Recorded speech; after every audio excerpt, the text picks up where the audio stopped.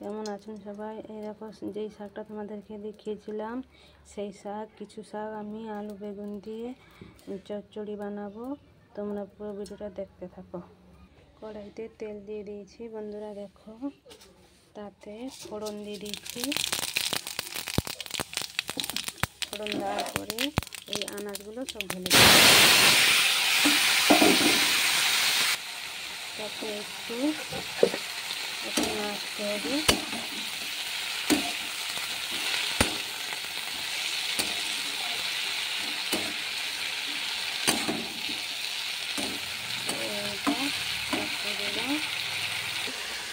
লবণ দিব,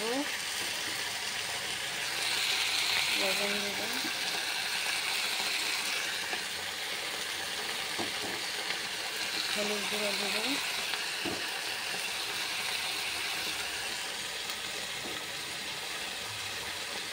তাতে লঙ্কা গুঁড়ো দেব।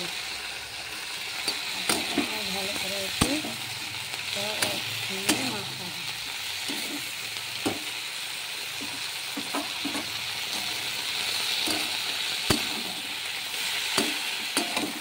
বন্ধুরা খুবই সুন্দর কালার এসেছে।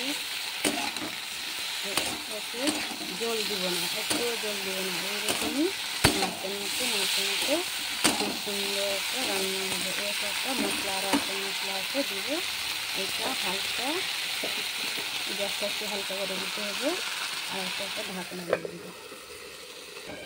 এরকম বন্ধুরা, এবার আমার ঢাকাটা খুলে দিব।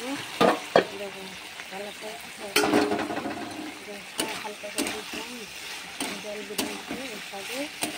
এবার রান্নাটা আমার হয়ে আসছে। এবার একটা মশলা দিয়ে দেবো। এইটা গুঁড়ো মশলা করে রেখেছিলাম, এটা একটু ছড়িয়ে দেবো।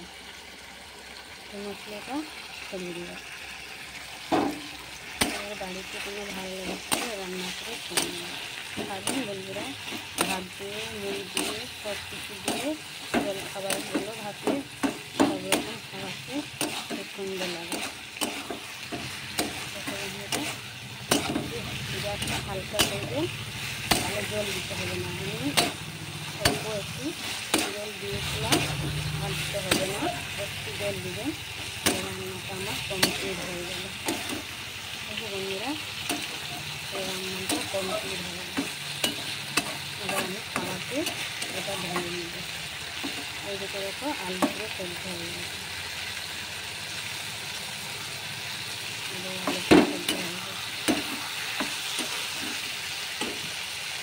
এই দেখো বন্ধুরা, থালাতে আমি ঢেলে নিয়েছি। এবার রান্নাটা কেমন হয়েছে কমেন্টে বলবেন। আর বাড়িতে প্লিজ রান্না করে খাবেন। ভালো লাগে লাইক কমেন্ট করে দেবেন।